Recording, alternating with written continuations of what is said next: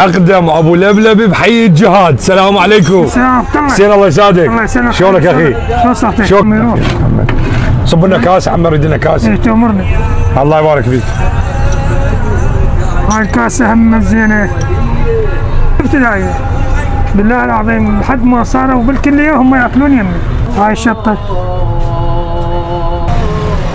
اكو ناس يحبون دبس الرمان وياه يخلون.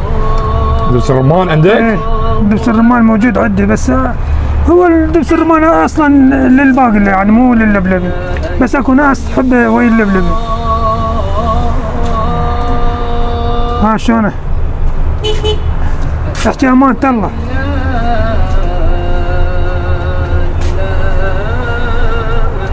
صاير اطيب من قبل. لا والله. قعدت بحي الجهاد 10 سنين اكل لبلبي من حسين الاسدي. الطعم هو ما تغير. مريض تريد تطيب ملائمك تجمع حسين الاسدي. المكان وين؟